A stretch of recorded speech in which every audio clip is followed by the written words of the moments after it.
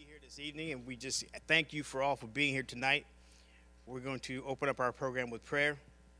Our Father God, we thank you now for this day, June 19th, God. We thank you for what it means to our community and to our people, God, and we just can't thank you enough for what you've done for us this far. Bless our program tonight, God, and if there's anything that is not pleasing in your sight, God, we ask that it be removed in the name of Jesus. In the name of Jesus Christ we pray, amen.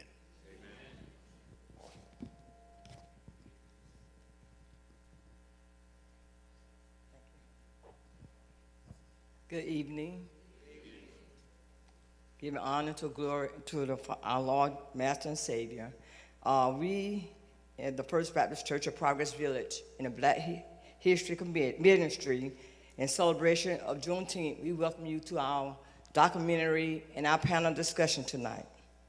This event is an opportunity to honor our heritage and reflect on the history of our freedom. As Opal Lee, an activist, grandmother of Juneteenth, states, I found that the promise of freedom is only as strong as those who choose to uphold it. The question is, will you rise to the occasion, or will you stand still as history passes you by? While the Emancipation Proclamation was declared on January the 1st, 1863, news of freedom did not reach the enslaved people in Galveston, Texas until June 19, 1865.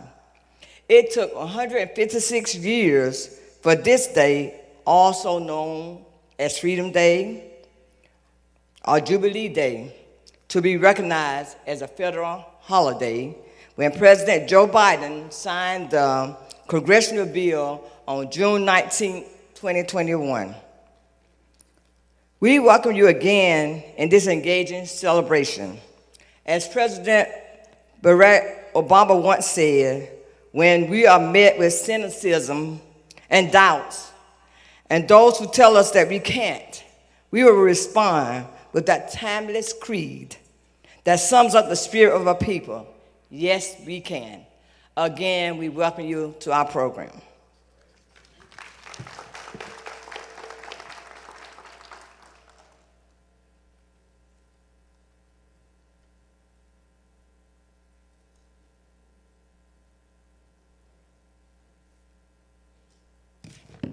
Good evening. Thank you for being here this evening, celebrating Juneteenth with us. This is a day, as has been said, that it commemorates freedom, celebrates resilience, and invites us to consider what liberty means in the American experience.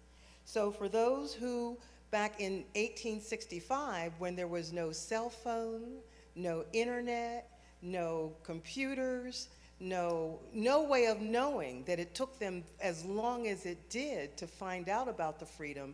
And some historians are saying that Texas slave owners actually stopped the people from learning about the Emancipation Proclamation. But even with that, and in these modern times and modern communications that we have now, I challenge you to, what are you doing? As we hear about what is happening in the world today, are you being just sitting by? Are you going to stand? Are you going to do something to promote the freedom that our forefathers fought for so hard, so long ago? So, did you know that for many, the early Juneteenth celebrations were celebrated on land purchased by formerly enslaved peoples because we could not do it in public places? And here we are today, doing the celebration one more time. So as it became a federal holiday under Joe Biden, the important part of the Juneteenth is that it also started the 3 amendments to the Constitution, which is what we are here to talk about tonight, the freedom and the Constitution. So we have the 13th Amendment to the Constitution that abolished slavery. It was not the Emancipation Proclamation, which so many people think was, but it was actually the amendment itself that abolished slavery throughout the nation. Then we had the 14th Amendment that came along. And in the 14th Amendment, and you know we're hearing a lot about this right now, is birthright citizenship. And think back to 1868 when it came about, and we are still talking about it today. And they are trying to overturn all of the things that that our forefathers fought so hard for so long. And we cannot let that go. I'm hoping we can't. And then there was the 15th Amendment. And then the 15th Amendment, which prohibited citizens the right to vote. And we're hearing about that again now. So here we are, and what are we going to do about these things? So again, we are challenging as we are entertaining. We all want you to think about Juneteenth is more than just a celebration. Juneteenth is more than just eating something red on today. I found out the red was the day for today. Juneteenth is more than just a party that we're having. It is about the freedoms that we had, the freedoms that are being taken away from us. At this point in time, I just wanted to mention that there were some freedoms that are now being challenged, including our civil rights enforcement, our DEI-related protections, all of our anti-discrimination tools, our immigrant rights, our reproductive rights, our right to health care, our government accountability protections, and our data transparency rights. What are we going to do about that? These are the very things that our forefathers fought for. These are the very things that we have been trying to maintain over the years, and as we see now, they're trying to be taken away from us. So, and finally, one of the things that we learned from Juneteenth is that freedom should never be taken for granted. Rights that seem secure today often exist because previous generations made sacrifices to achieve them. Second, knowledge matters. The fact that many enslaved people in Texas did not immediately learn of their freedom reminds us that information, education, and civic awareness are essential components of liberty. Third, citizenship carries responsibilities.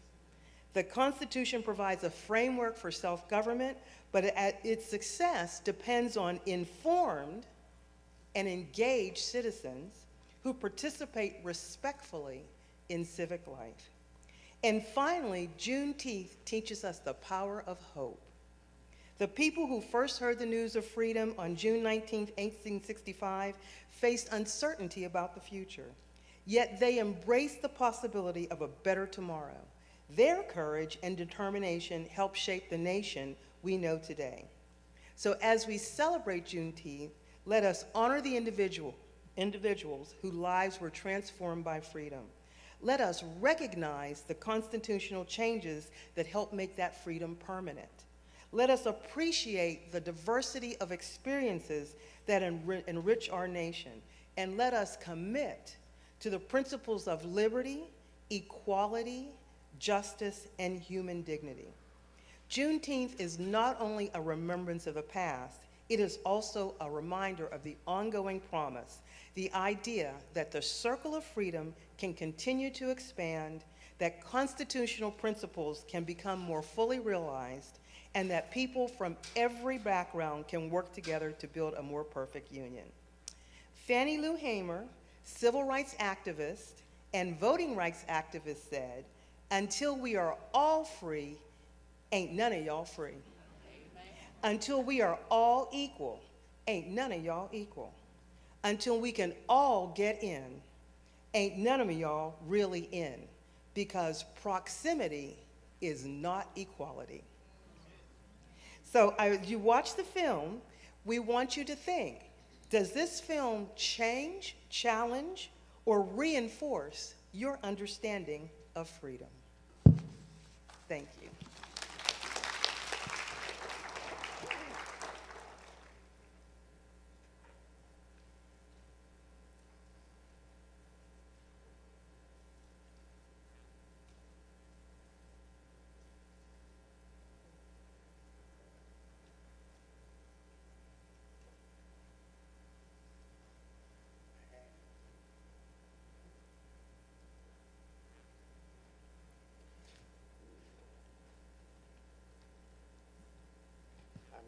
to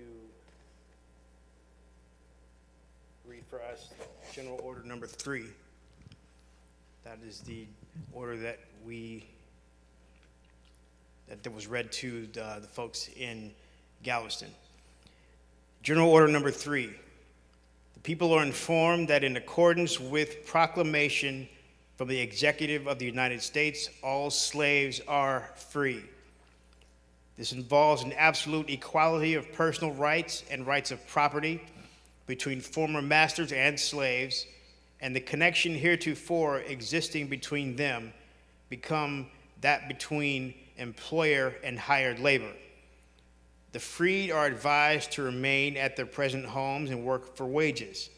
They are informed that they will not be allowed to collect at military posts, and they will not be supported in idleness either there or elsewhere.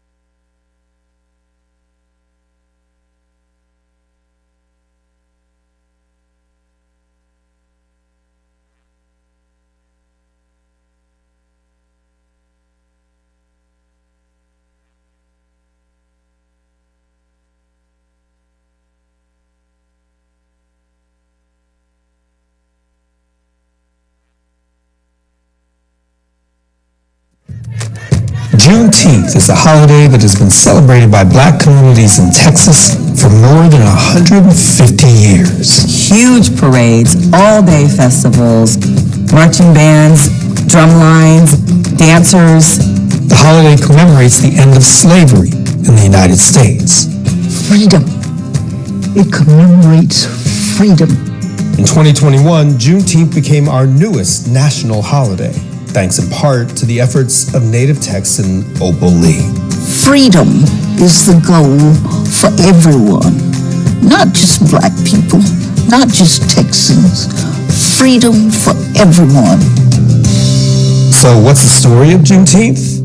In June of 1865, 2 months after the end of the Civil War, the Union Army arrived in Galveston, Texas to free the last enslaved people in the South. There were 250,000 enslaved people there, waiting and waiting to see how freedom would come. That day, June 19th, became known as Juneteenth. But the story doesn't end there, because newly freed people across the country quickly realized that freedom alone wasn't enough. They can't vote. They can't serve on juries. They can't hold public office. So how are they going to be truly free?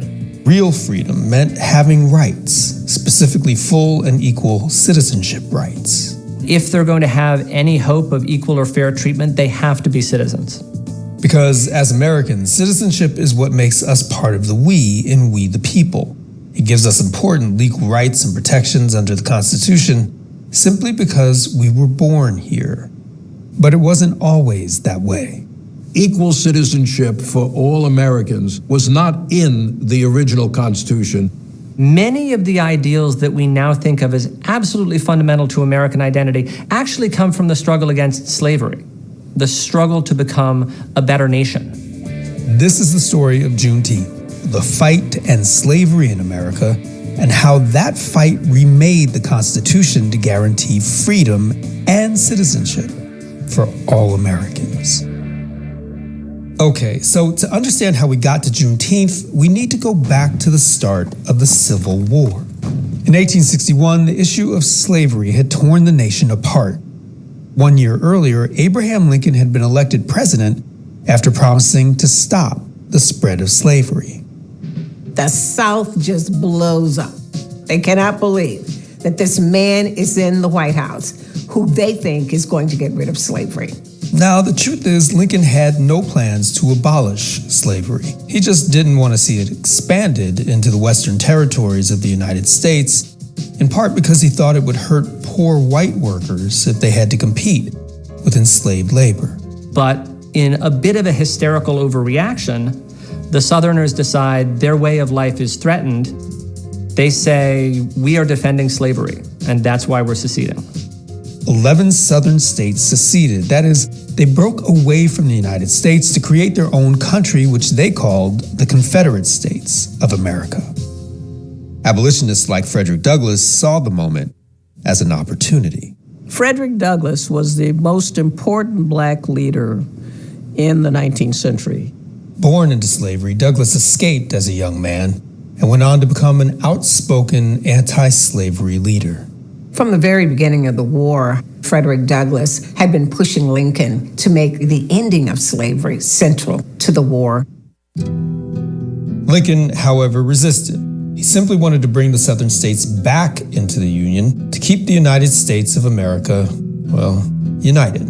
Now, at the beginning of the war, Lincoln said, we are not fighting to abolish slavery. We are fighting to preserve the Union, preserve the nation. And while Lincoln didn't support slavery, he wasn't exactly in a rush to get rid of it either. Lincoln was more than willing for there to be a gradual process by which slavery was ended. He wasn't talking about elimination of slavery overnight. He didn't think that was a good idea. But 1 year into the war, things were not going well for the Union. They were losing a war they should have been winning, and Lincoln was forced to reconsider. By 1862, it's clear that the war is dragging on. White men who thought this war would be 90 days and that was it, they're losing limbs, they're losing their lives. It is a hideous war. And so people want it ended. The Union desperately needed more soldiers. There were many young men who didn't want to be in the service, and they didn't want to fight a war, period. And from the very beginning, African Americans had told Lincoln, you arm black men, this war will be over very quickly. Lincoln worried that Northern whites wouldn't support the idea, and he questioned whether African Americans would make good soldiers. There were, of course, a lot of racist assumptions about the capacities of black people. Lincoln did not have faith that black men would be brave enough to stand toe-to-toe with their former owners on the battlefield. But black people were clamoring to join the fight. People like Robert Smalls. Robert Smalls was an enslaved man working on a Confederate gunship in Charleston Harbor, South Carolina. Smalls was determined to secure freedom for his wife and 2 children, so a year into the Civil War, he made a plan. One night on May 12th, 1862, the captain and the 2 white crew members decided to leave the ship and went into town. So at the right time, about 2 o'clock in the morning, Robert Smalls dons the captain's hat. And he steals the Confederate gunship. He stops at one of the wharfs. He picks up his wife and children, and he picks up other people as well. His plan was to deliver the ship and its precious cargo of guns and ammunition to the Union Navy, which was blockading the harbor. But first, he had to pass a series of Confederate forts. Smalls had to make his way out of this heavily fortified, heavily occupied harbor. There are guards there, and he's being challenged. He knows the signs, the signals, the routines. He has studied all that. They thought he was the white captain as the ship sails by, out to join the United States Navy. Everybody on that ship could have been killed. He took that chance with his family on board. At the moment that he needed to be brave, he was. Smalls became a big hero in the North. A group of slaves escaped right under the nose of the Confederacy. They had believed that black men didn't have the courage or the intelligence to do that kind of thing. And Smalls showed them that they were wrong. And Smalls wasn't the only one. Thousands of African Americans were escaping slavery and making their way to the Union lines, ready to fight. Many others were already supporting the war effort as spies, nurses, and laborers. African Americans were utilizing their ingenuity, their talent, their intelligence, forcing and compelling President Lincoln to view them with new eyes. And certainly Lincoln is hearing this from his own generals who are saying, look, these black Americans are indispensable to our victory. And he eventually realizes this is the only way I save the Union. And so the need for black soldiers is one of the things leading Lincoln down the road to emancipation. Before he made it official, Lincoln decided to give the South one last chance.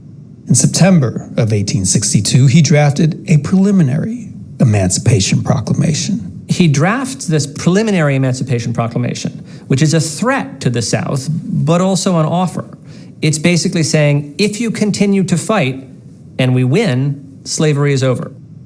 But if you lay down your arms, you can keep your slaves. We will go back to the way things were. And had they done that, he would not have sacrificed the Union to try to free enslaved people. The South, however, did not take the deal. And so on January 1st, 1863, President Lincoln issued the final Emancipation Proclamation, declaring that all enslaved people held in rebel territory were forever free, and that they would be welcomed into the service of the U.S. military. The Emancipation Proclamation is a military measure. It's not a measure of humanity, although Lincoln, I can guarantee you, understood what he was doing from a human perspective. But he's doing it primarily because he wants to win the war. The proclamation didn't free everyone. It didn't apply to slave states, which had remained loyal to the Union: Delaware, Maryland, Kentucky, and Missouri. It only applied to Confederate states, and those states were not about to listen to Lincoln. We need to remember the proclamation is actually a promise of freedom. It's not actually freedom until the enslaved can get to the Union lines.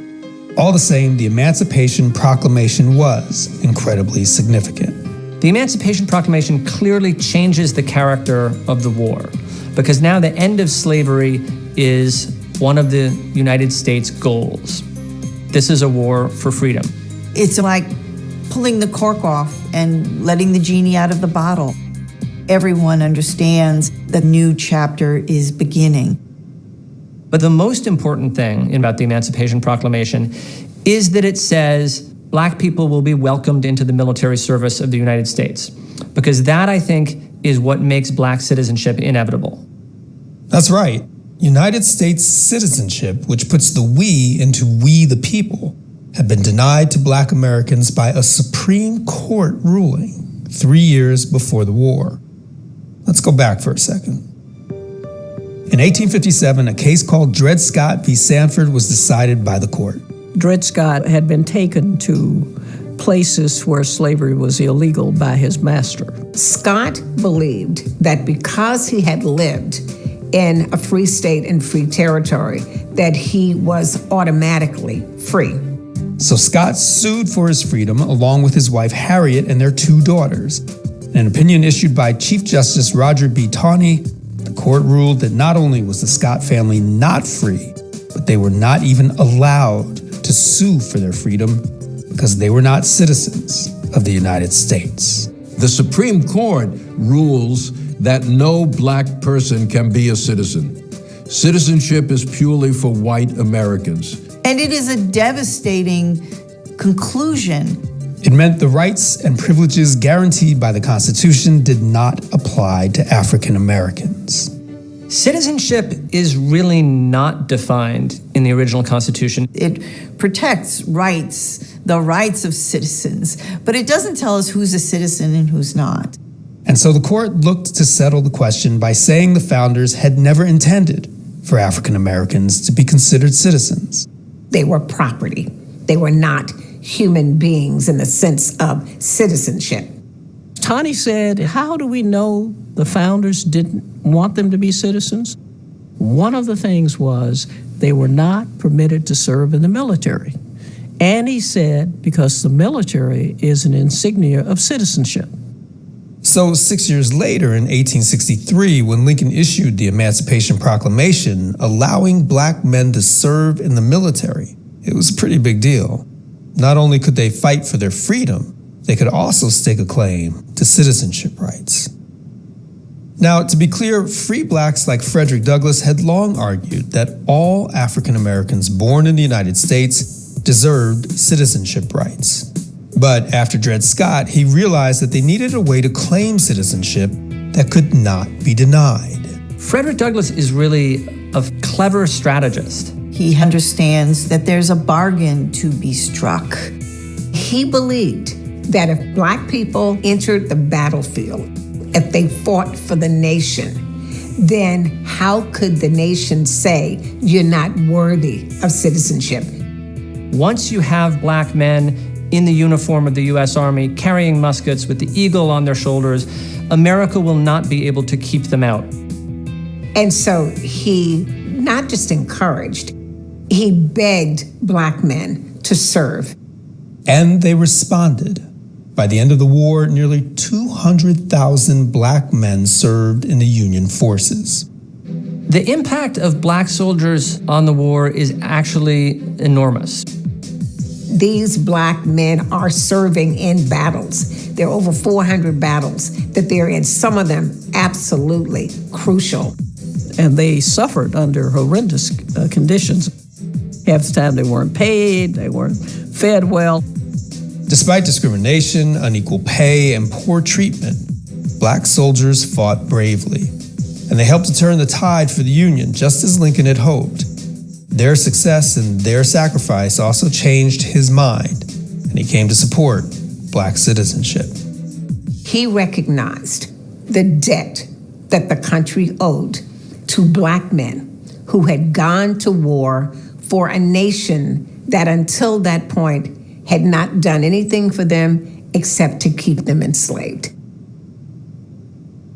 On April 9, 1865, after a series of big defeats, Confederate General Robert E. Lee surrendered his army to Union forces, marking the end of the Civil War.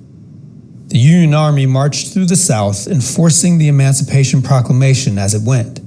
With each stop along the way, Black Americans learned they were officially free. The final holdout was Texas. Texas is one of the areas of the Confederacy that's least touched by the U.S. Army. And people actually went to Texas hoping that they could continue to practice slavery. The white plantation owners, many of them are fleeing Louisiana and fleeing other parts of the Confederacy and bringing along enslaved people into Texas. And so by the time Union forces arrived in Texas, 2 months after the end of the Civil War and 2.5 years after the Emancipation Proclamation, there were still 250,000 enslaved people there. And that brings us back to Juneteenth. On June 19, 1865, Major General Gordon Granger and his Union troops arrived in Galveston, Texas, and issued General Order No. 3, which said that all slaves are free. This was the first proclamation that the Union Army was there to protect the freedom of the emancipated slaves in Texas. They responded the way African Americans did all over the country. They were absolutely elated. It was a moment of celebration. It was a moment that many people had been waiting all of their lives for. 250,000 people were finally freed in Texas, and across the nation, nearly 4 million people had been emancipated. They very quickly get to work building the world that is freedom. They move about to reunite their families. Others wanted to become educated, so they started going to makeshift schools. People tried to consecrate marriages. Marriage was illegal for people who were enslaved. Black Americans were claiming the rights they had long been denied. America was supposed to be a special place, and they simply wanted to be a part of that. As people born in America and people who had contributed so much to America. But white people had their own ideas of what black freedom meant. Many southern states issued so-called black codes, restrictive laws designed to basically reinstate slavery under another name.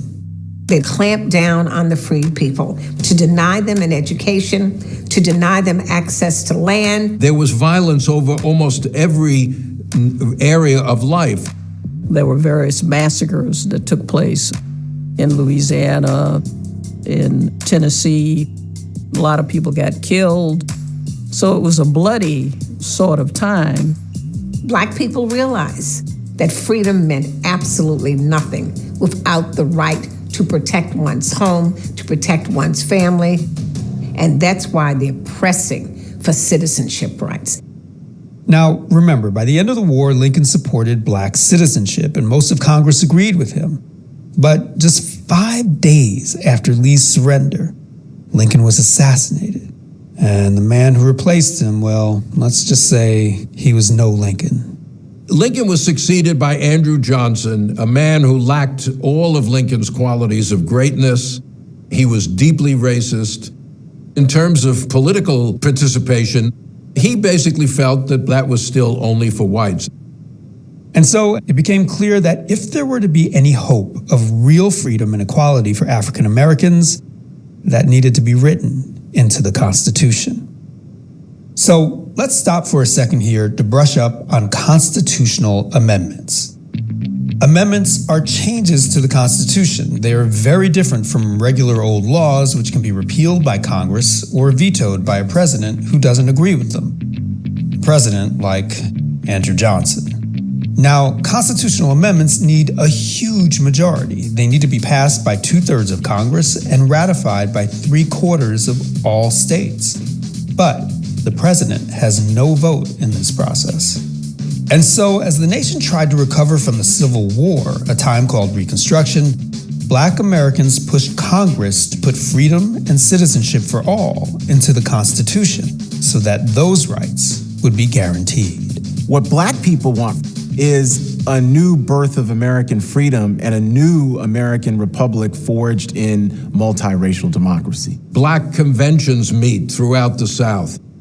They draw up demands, they send petitions to Congress, they hold demonstrations. And the result was that Congress fought for and passed 3 new amendments to the Constitution during this period: the 13th, the 14th, and the 15th, what we now call the Reconstruction Amendments. The Reconstruction Amendments are enormously important because they fundamentally changed the character of our Constitution. The 13th Amendment abolished slavery throughout the United States. The 13th Amendment doesn't simply free people. It says slavery as a status, as a category, as a practice, is a legal matter, is unconstitutional in the United States. Once the 13th Amendment is ratified, there is no question anymore. Every person who had been a slave in the United States is now free. The 14th Amendment says that anyone born in the United States is a citizen of the United States and gives them those rights. Birthright citizenship, the right to be a citizen because you were born in the country. It reverses the Dred Scott decision. So Dred Scott says blacks can never be U.S. citizens. The 14th Amendment says that's not true. If you're born here, no matter who your parents were, no matter how you got here, you are one of us. And the 15th Amendment says that the right to vote shall not be denied on account of race, color, or previous condition of servitude. In other words, it gave black men the right to vote. States cannot deny you the right to vote because of race. It didn't change all the other laws. The states could still deny you the right to vote because of gender, because you didn't own property, but states could no longer say only white people can vote. Together, these amendments transformed the Constitution.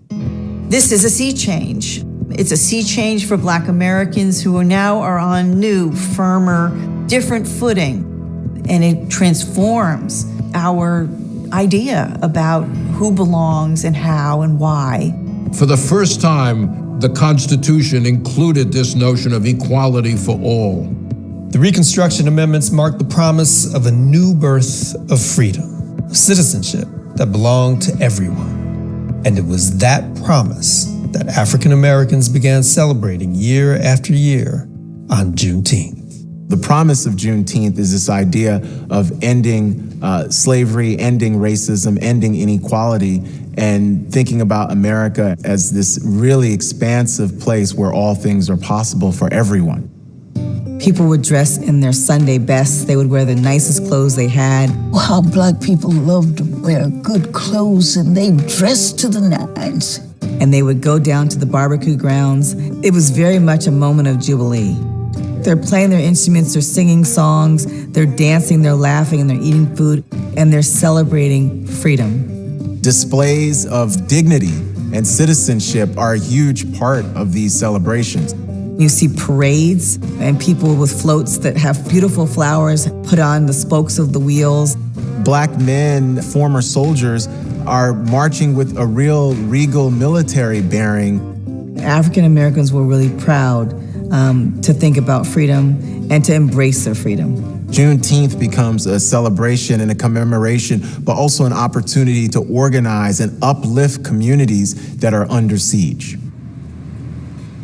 Because the hard truth is that freedom continued to be denied to African Americans, even after it was enshrined in the Constitution. Progress is not linear in American history. Progress is uneven. As is always the case when there's progress with liberty or progress with equality, there's backlash. And the backlash was Jim Crow. Separate drinking fountains, separate waiting rooms. There's a rise of the Klan. There's also other racial violence. The fire hoses and the police dogs. Black people are fighting for the right to vote. Rights can be gained, but rights can also be taken away. It takes vigilance on the part of American citizens to make sure that what our Constitution protects is protected in reality as well as just on paper.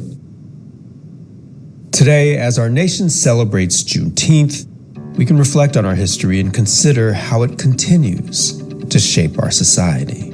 Juneteenth is a time of reckoning. It's the first national holiday that deals directly with the legacy of slavery. It's an opportunity to learn about slavery and about freedom and what that means in the United States. We owe a huge debt to the formerly enslaved and those who are part of the Reconstruction generation. They never gave up. Even when they got their freedom, they still pushed to make citizenship work for all Americans. Freedom belongs to all of us, not just a few. And that's why we celebrate Juneteenth.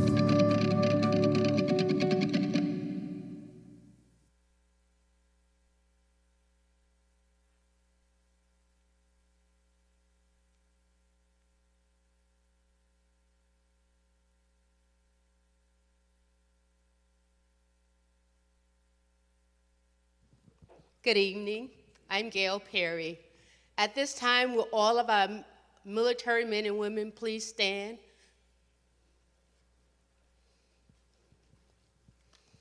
We want to thank you for your commitment. Thank you so much. Welcome again to the Juneteenth celebration. This afternoon, we're not just looking back at our history, we're actually reflecting on what freedom means in our present day and how we're actively moving forward toward the future. To guide us through this impactful and inspiring conversation, I'm honored to introduce our moderators for tonight. First, we have the retired Army Colonel Alfred L. Carter.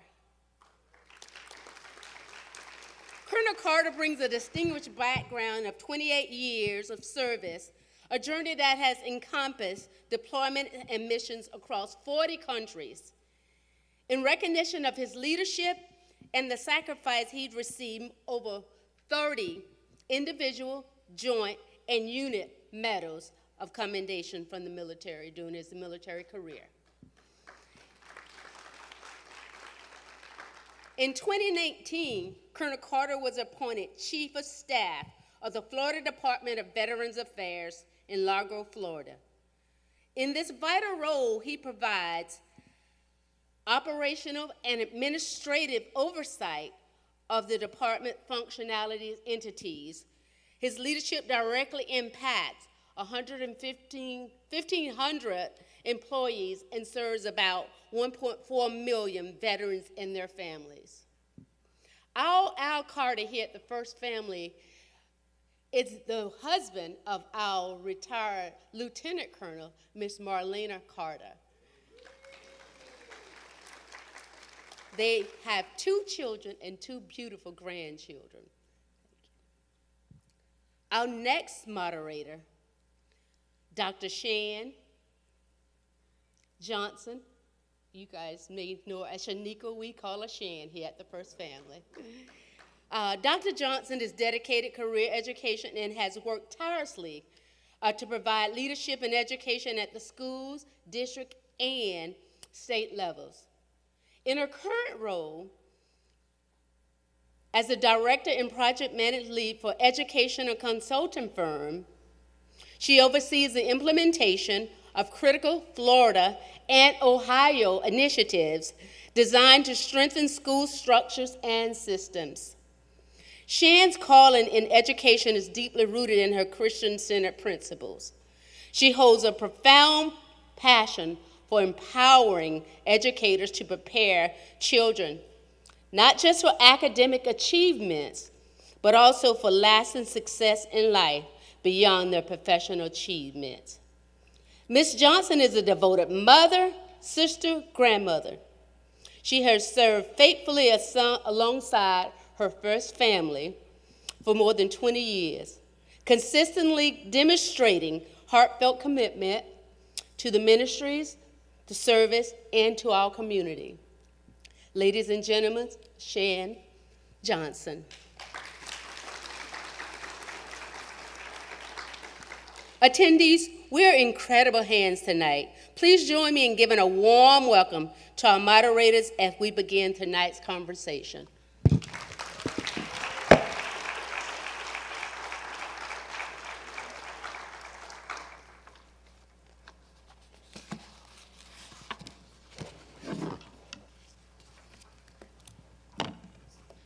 Everybody doing all right tonight?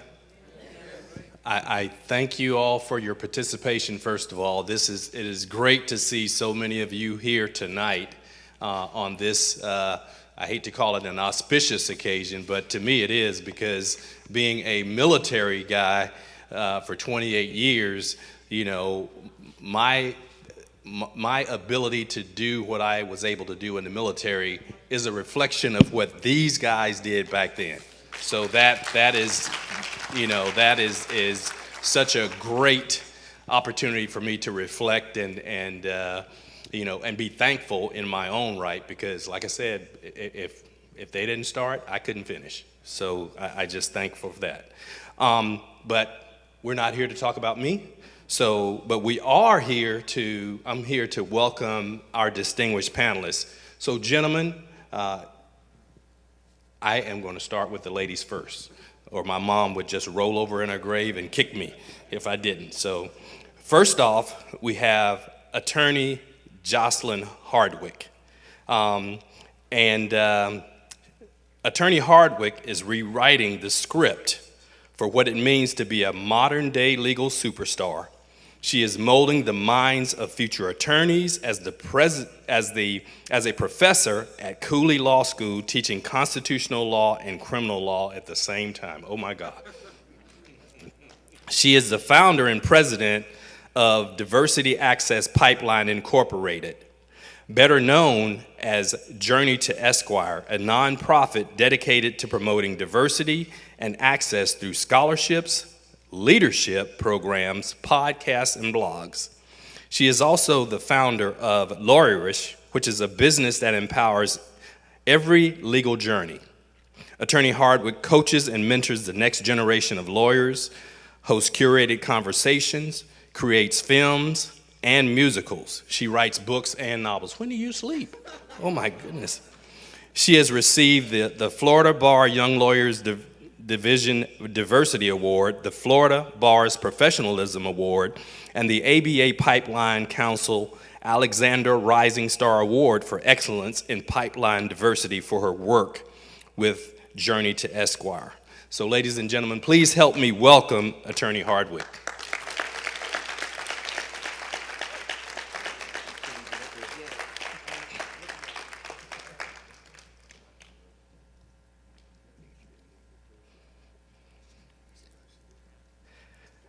Next, I'd like to introduce to you President Yvette Lewis. President, you all thinking Donald Trump, huh? No way, absolutely no way. This young lady, in my opinion, has done more for us than the other. So I'm just gonna start with that. So President Lewis is an accomplished community leader and advocate from Tampa, Florida. Raised with strong Christian values, she is an engaged member of the New Hope Missionary Baptist Church. She is highly regarded for her responsiveness to community issues, advocacy for those without a voice, and commitment to the sick and the shut-in. President Lewis is the president of the NAACP Hillsborough County Chapter Branch, which has grown members 140% during her tenure as president. She has earned numerous recognitions and honors, including the Thalheimer Award. She serves on several boards, including Abandoned African American Cemeteries, Community Action, and the Public Safety Council. So please help me welcome President Yvette Lewis.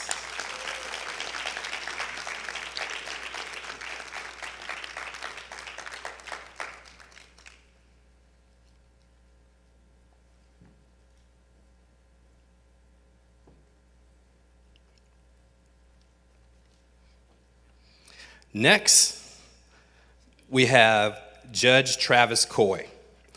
Judge Coy is a native of East Tampa. He was raised by his mother and great-grandmother, who instilled in him the importance of faith and service.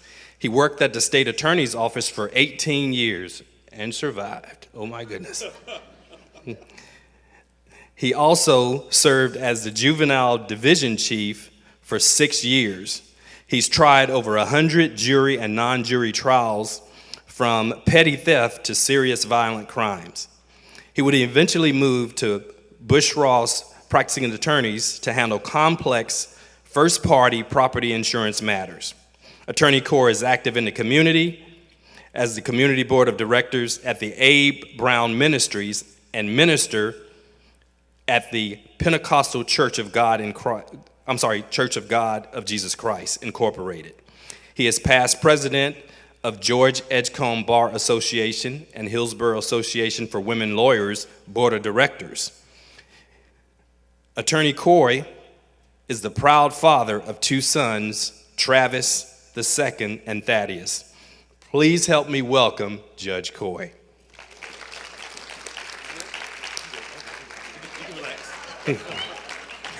I was going to watch that. I know, right? Hey, we got to have some fun in this place. This is a tough subject for us. Last but certainly not least, you all might know this gentleman. So again, last but certainly not least is Pastor Wallace Bowers. Pastor Bowers, originally from West Florida, is a decade-long resident of Progress Village community. He is now pastor emeritus of St. Mary Church after 25 years of dedicated service. He is a licensed real estate broker and owns Bowers Realty since 1970. He manages several residential and commercial complexes, and Pastor Bowers has served publicly as the gubernatorial appointee to Florida Housing Authority and the Hillsborough County Transit Authority. He has served on boards of the Tampa Streetcar and HCMPO. He remains a member of the National Baptist Convention of America, Progressive Methodist and Evangelism State Convention, and Mount Pilgrim Missionary Baptist Association. Ooh, that's a mouthful, Pastor. Please help me welcome Pastor Wallace Bowers. All right, get some help. Hey.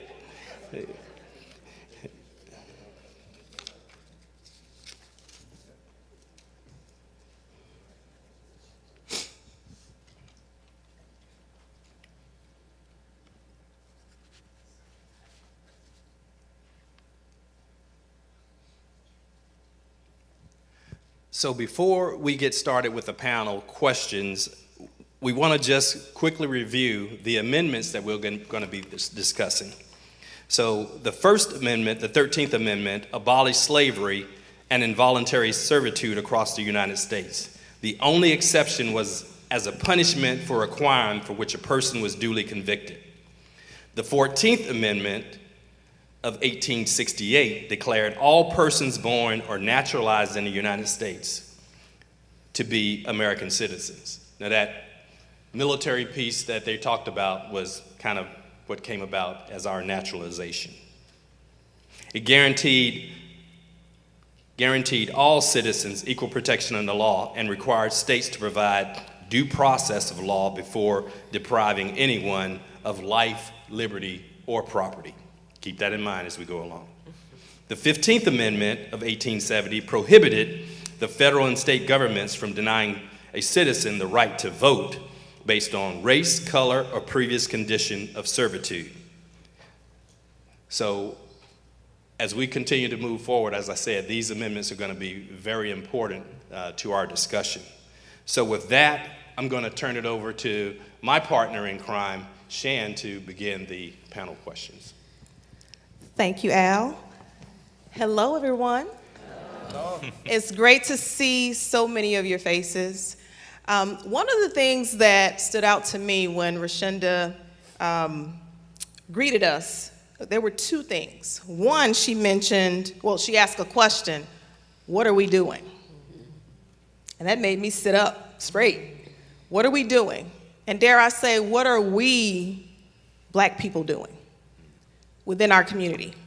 So we want you to keep that in mind. We don't want you to just be spectators this evening, okay? We want you to think about the fact, as you're living daily, every single day, what are you doing? What are we doing that's going to advance freedom? Because just like what our ancestors did, it helped us. We stand on the shoulders of giants. We've heard that before, okay? Our shoulders be those that others stand on. Another thing that Rashenda mentioned was that citizenship carries responsibilities of informed and engaged citizens. Now, we brought the knowledge. We have a distinguished panel here. And as we go through and we ask them questions and they're sharing their knowledge, we want you to engage through active listening. And we're also going to ask you questions as well. In fact, we have a question before we engage the panel. So we'd like to hear from a couple of you. The question that Rashinda asked before the film, and that question is, how does the film challenge or reinforce your understanding of freedom? Now, I'm an educator, so I believe in think time. So we'll give you a few seconds of think time. How does the film challenge or reinforce your understanding of freedom? There's no right or wrong answer. We'd like to hear from the audience before we get started. And I'll bring the mic around to anybody that wants to field that question or provide an answer to that question. So all you have to do is raise your hand, and I'll meet you halfway with the mic so that you can provide your feedback. Now, if you all don't do that, I'm going to start singing. So you probably... And you don't want that. You don't want it, yeah. So any takers for that question? Okay, here we go. We got two. Ladies first, young man. Good evening, everyone. I'm County Commissioner Gwen Myers, representing District 3.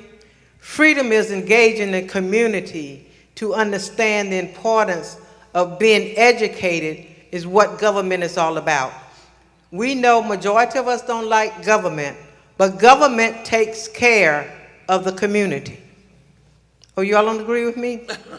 You should agree, because if you're in District 3, Hillsborough County government has taken care of District 3. Freedom today is making sure our youth are empowered. Making sure our youth are empowered to stand as a county commissioner, as a senator, as a president. We must invest in our youth.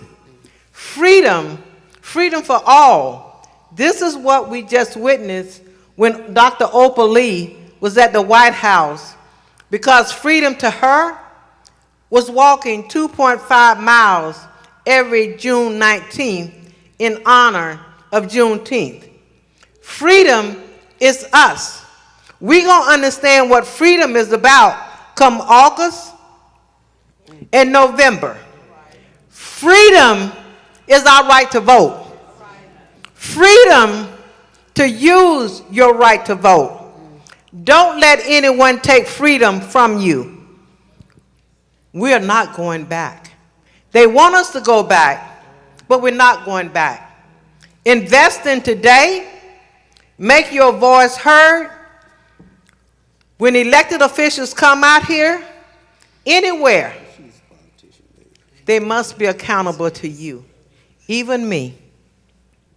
And if we're not accountable, use your freedom to get rid of us. Use your freedom. That's what happened back in the day. Just as we're sitting here tonight in a church, that's what freedom was all about. Everything we did, it started in the church. And tonight we are here because we're celebrating Juneteenth, and Juneteenth is about freedom. Thank you so much. Wow, what a word, what a word. What a word. Because I know you're going to outdo that. So wait,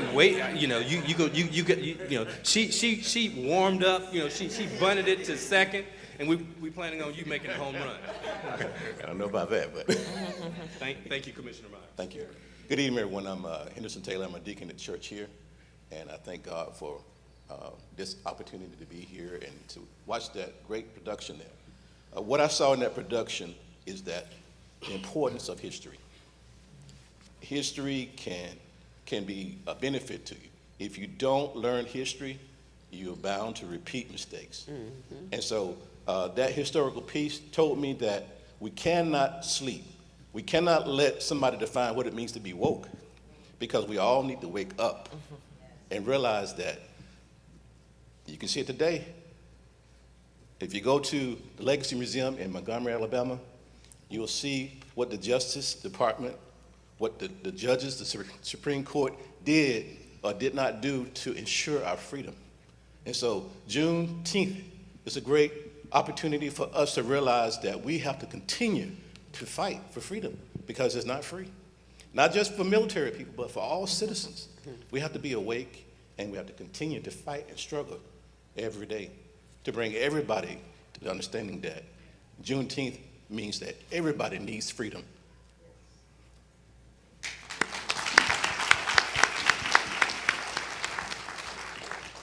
Just really quickly, so I understand and I hear what you guys are saying, and I watched the documentary. My concern is with the restrictions that the state has put on the schools, how do we begin to teach our children what that means?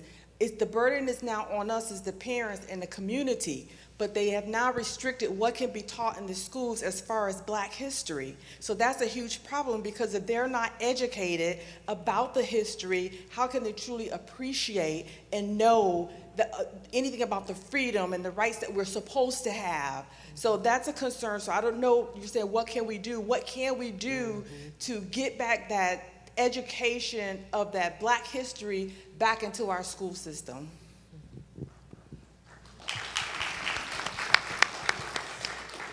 That's an excellent question, Mary. And we'll see, we'll put a pin in that question, and perhaps our panel, someone on our panel can address that question.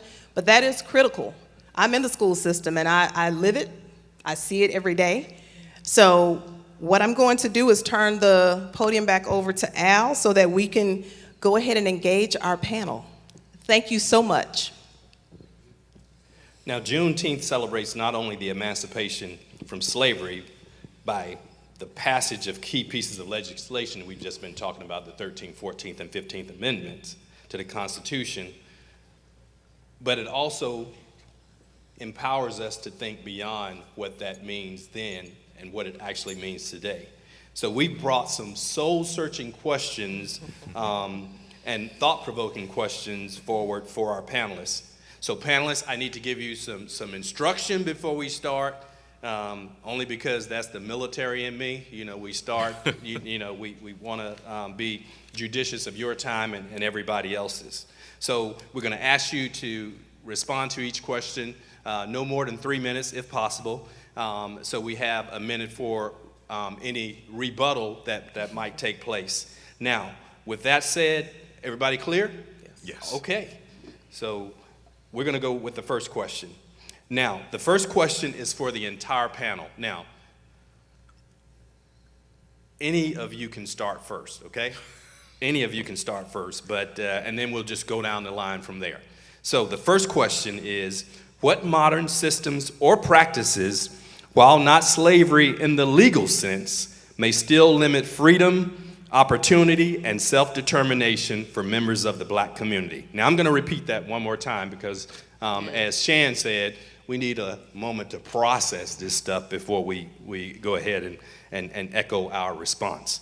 So the question again is, what modern systems or practices, while not slavery in a legal sense, may still limit freedom, opportunity, or self-determination for members of the Black community?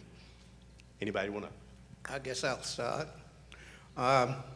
As we look at our society today, we know that legally we have certain rights under the law. But even having those rights, the playing field is not even for Black folk. And so doing that, it brings us back to the oppression that we had in slavery through economics, opportunities for job, equal access, we pretty much got it now, but they take it away, to activity at schools. So I think that one of the issues that is necessary is that we as a people need to be more concerned, more active, and more aggressive in pressing the authority to that we can get those things that we need, that we can move forward. Okay, so you're talking about economic exploitation and wage inequality. That's right. Okay. So we're going to go next. I usually, because I'm a lawyer, you gotta let the judge go first. No, ladies first. We're still gentlemen. Your in rules. this Okay. establishment. Exactly. You know. I jumped Your the Honor. gun. Yeah, may it please the court. I'm just messing with Travis. I've known him She's for giving me a hard time. She's giving me a hard time. You know, it's interesting to me that people always say the 13th Amendment ended slavery, but that word accept is in there. And that accept is carrying a lot of weight. So I started teaching a course this summer called Incarceration and the Law, and we talked about prison labor.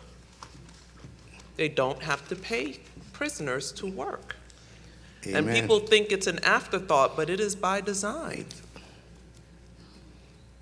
Did you see how many new prisons are being built? Oh, yes.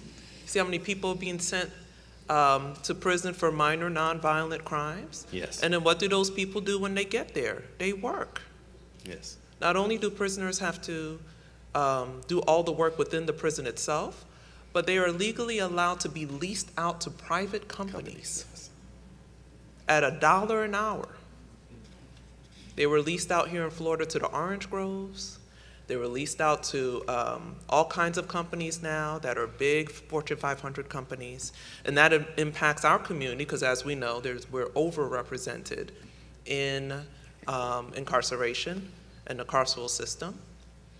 And so to me, you said it's not still slavery, but it is still slavery, right? I had a speaker come who was from Alabama, and he said in Alabama, they don't even bother paying us because they don't have to. Other places at least pay $1 or so, and you can earn a little bit of money, but they still don't pay people there. And so that's one of the things we have to be conscientious of, and we have to consistently pay attention to the laws that are being passed, especially when those laws are trying to make something from a misdemeanor to a felony. Because once you are charged with a felony, then you go in and you're subject to working for involuntary servitude. But the other issue that comes up when it comes to our community and building community is we know, because I have people in my family who've been arrested, who've served time in prison. Once that person is arrested and taken out of their homes and gone through the court system, that impacts not just them, but their family, their children, their spouses, and all these other individuals and members of the community relying on their strength, their intelligence, their labor. And so I challenge my students and say, you know, at what point are we going to end the person's sentence? They were duly convicted, they've served their time, but they come out, they can't get work. You know, they sometimes can't live with their families because of other restrictions. And we understand that they have to be held accountable, but we as a community have to start making room for these individuals and creating the opportunities for them. Because 95% of the people who are going to be incarcerated at some point are going to also be released. So this is another angle, a way to think about it, because if you're like me, you've had people in your family go through this situation. And so that's one of the things we have to be thinking about. How do we prepare people for re-entry? One of the things that I'm working on is with a project with the Florida Rights Restoration Coalition in Orlando, and Desmond Meade, who was a formerly incarcerated person. He's now running for governor. But he had that amendment passed in Florida so that people can get their voting rights restored. So I have students working with their organization to do just that, do all the paperwork, help people out so they can get their voting rights restored. So once you hear about those kinds of opportunities, if you know people who may benefit from that, you know, get in touch with me and look for those types of organizations to support them. Well, thank you so much for that, Attorney Hardwick, and that's truly needed in our community because we are oftentimes the last to receive proper legal help. So with that, I'm going to turn it over to our distinguished President, Yvette Lewis, to see what comments she has on this subject. So thank you, first of all, for inviting me here. One of the things is that you have to basically really know your rights. Then the other thing is you have to know that you're in slavery. You have to know and release the bondage that's in your head. And I say that because some of us don't realize that we are still living in those days, because we have arrived. We have a nice house. We have a beautiful job that's paying us, some of us 6 figures, some of us close to 6 figures. Our kids are going to beautiful schools. We keep riding in a nice car. But they don't realize that they're still in bondage in their minds, that they are a slave to that man.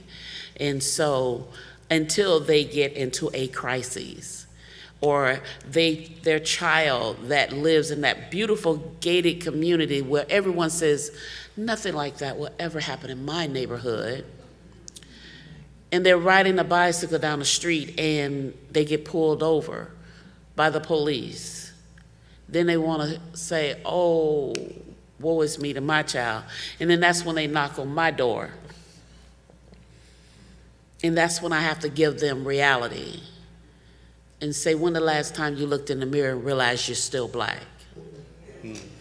Some of us are still in bondage in the mind. So we have to release and free our minds at all times that we are still black, and we must know our rights and realize that we are not free until we're all free. We have to have accountability for each other.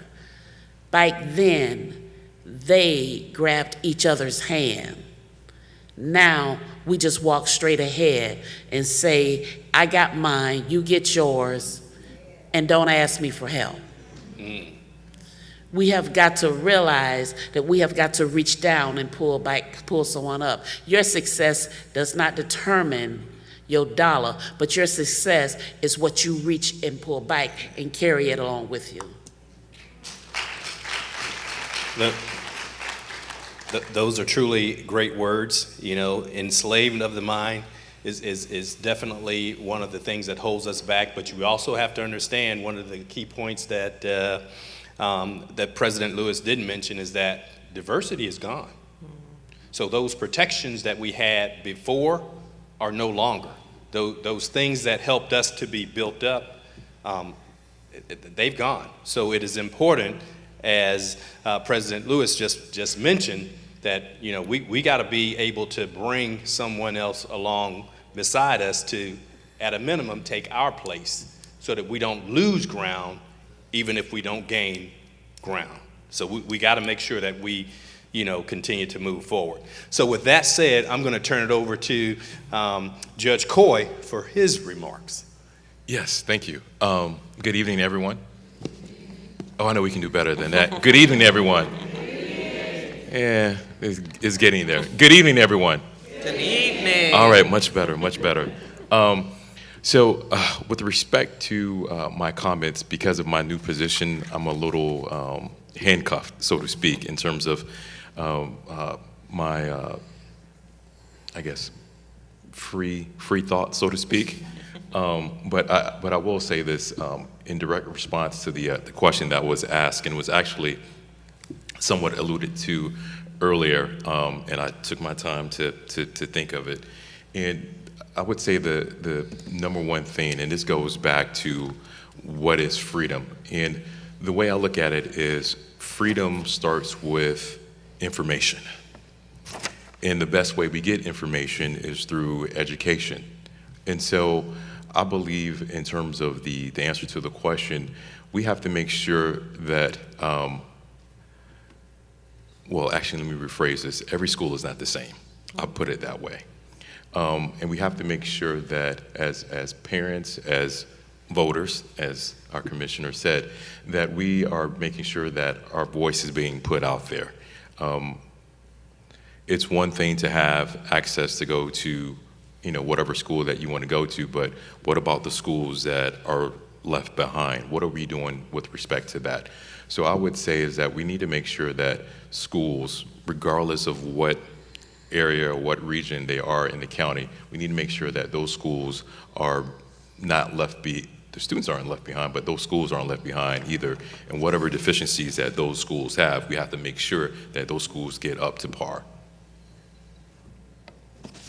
That is a great point, Judge, because the school to prison pipeline is real, and if we don't ensure that we monitor our youth at every phase of their education, then if we're not doing it, somebody out there who has no interest in your student, your child, is going to do it, and they're not going to do it the right way. So that is a great point, and we appreciate you providing that.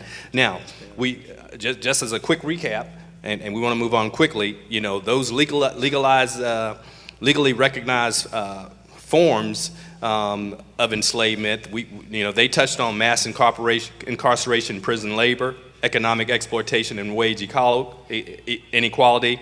They talked about reentry. They talked about the school to prison pipeline, or that education piece. But we didn't touch on human trafficking so much, other than that is a forced labor.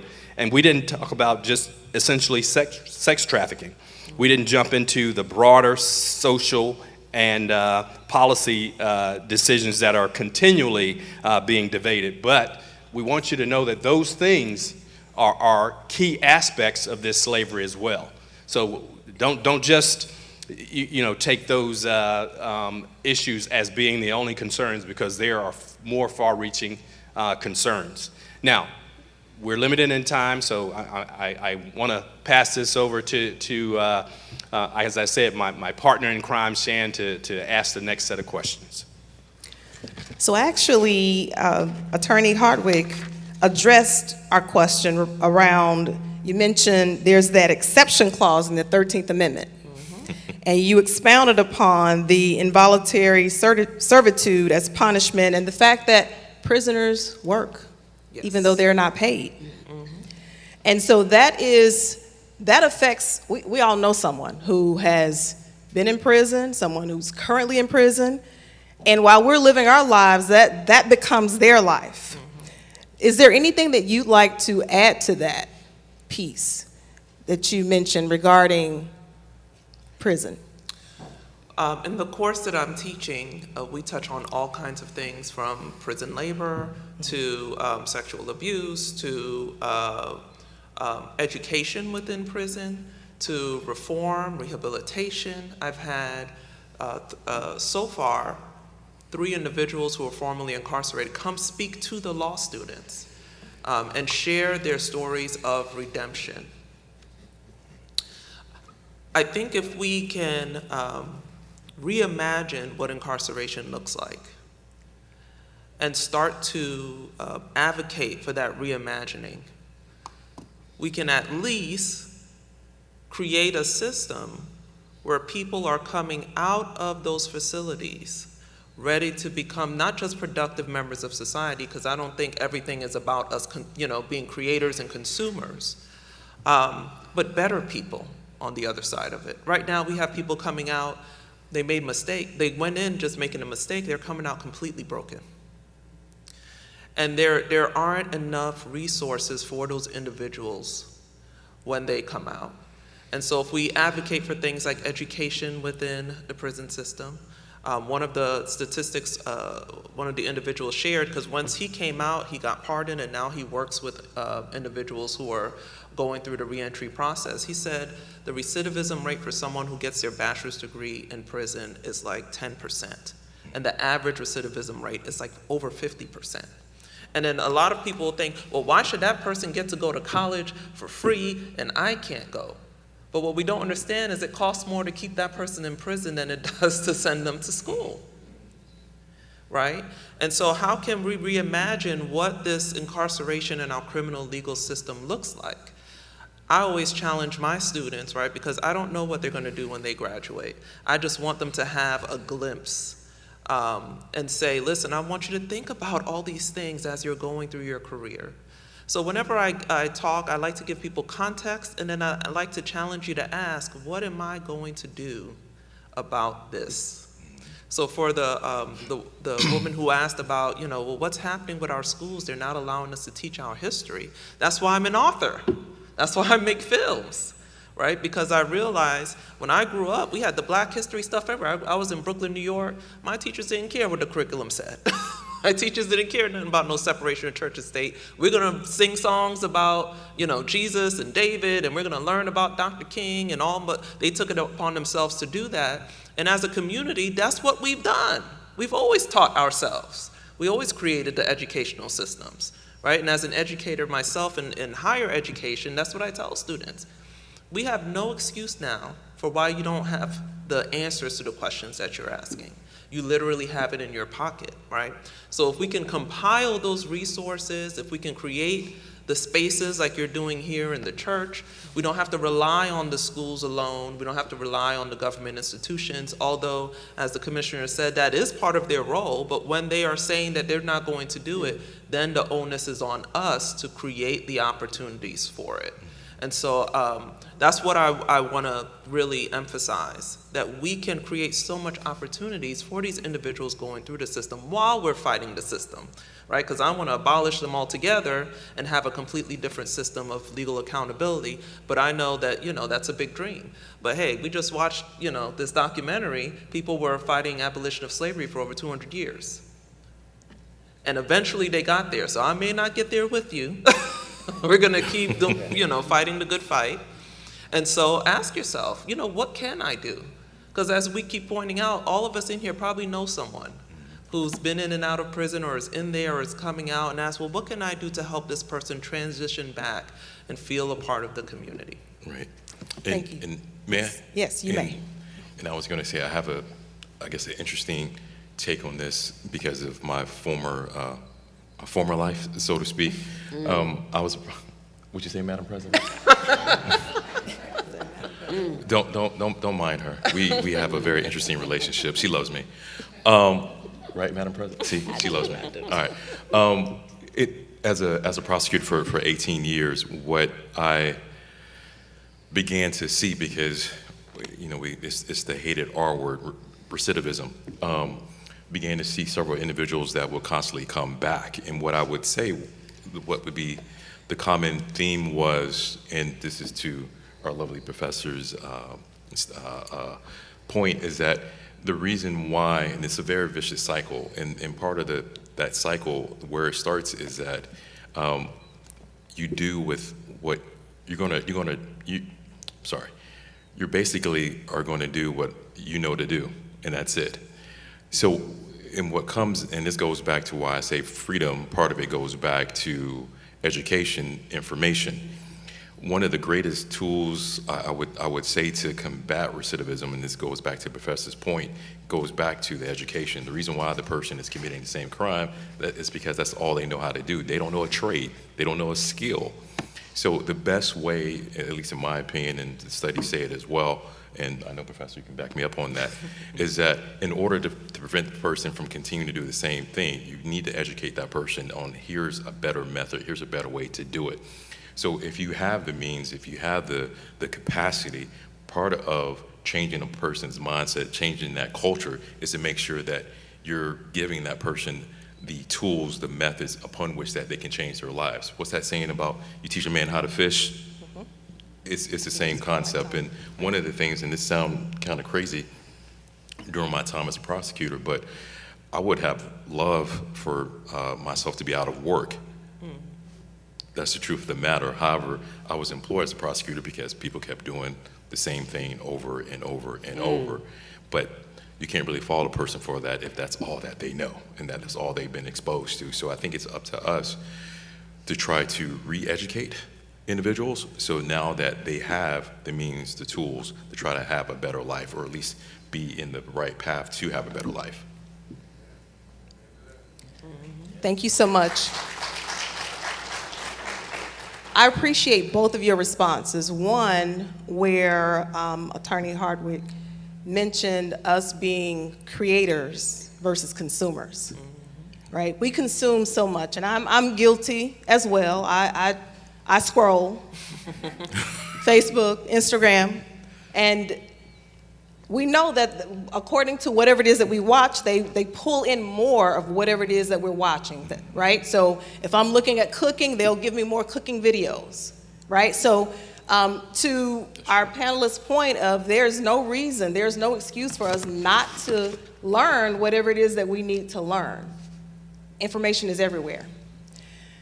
Now, one of the things that stood out in my mind when you mentioned educating our youth, and Mary posed a question, what can we do in terms of making sure that our youth see themselves in schools and that the education is there, is reflected, is diverse. And then you mentioned create, right? As a community, we didn't wait, and I'm saying we like I was living back in the day, right? But there are those of us in here who know that back in the day, they didn't wait for anyone to do anything for our children. We did it. I'm saying we as the Black community. So I appreciate that response in terms of connecting education to some of our children who are going to prison. And I'll say the whole Carmelo Anthony thing, how many of you have Carmelo Anthony? That has broken my heart, has broken my heart. And this has happened in school, right? But now he's going to prison as a 19-year-old, for those who are familiar with that. But that just stamps the point that we're making here in terms of the importance of education, our children being involved, being educated, so that way that cycle does not continue in our community in terms of that incarceration piece. So thank you both for that. The next question I would like to pose to Madam President Lewis and Judge Coy. How does specific state policy or local ordinance violate the Equal Protection Clause by disproportionately harming minority communities? Don't blame me, that's Al's question. He just told me to ask it. That's wow. Wow. Can you answer that? Oh, you. Oh, Do you all need clarification? Yes, please. Okay, so the current state of our justice system and our policies, they often are geared to impact us as a minority population more so than those that are not us. So that question is, how does those specific state policies and ordinances violate those earlier protections that we were promised by the 14th Amendment? I mean, I'm the common law professor. I'm the I was going to say, so I will. Right. Yeah. Exactly. Can you answer that? No, I can't. Okay. I cannot answer that. So Yeah. I'm limiting what I can say. But we have the professor here. Yes. Yes. Would you like me to due take process, a crack? equal protection? Yes, because I teach my students about the 14th Yes. Amendment, due process, equal protection, and how the Supreme Court analyzes it, impacts a lot of what you're saying. Historically in Florida, right, you saw Florida was one of the states that seceded. Florida actually ran under the radar during the Civil Rights Movement. Because if you look at all the stories, Dr. King, all the places Dr. King went, he went to Georgia, he went to Alabama, right? He went to the other places in the Deep South, but you don't hear a lot about Florida. Think about it. And you know who did come to Florida? Thurgood Marshall. So have you heard of the Groveland Boys? That was a case that he, when he was a lawyer, he defended these young boys who were being charged with criminal cases, because that's what he did. He would go all over the South, defend criminal defendants, and then get it up to the Supreme Court to bring equal protection claims. And the thing about equal protection under the Supreme Court is that they say there's two ways we can look at it. Is the law neutral on its face? So like you're saying, it looks like it applies to everybody, but it's being used in a specific way to target a population. And then the other kind is, does it discriminate on its face? Florida got really good about passing laws that look neutral on their face, but would impact people differently. And so that is how they get around the 14th Amendment.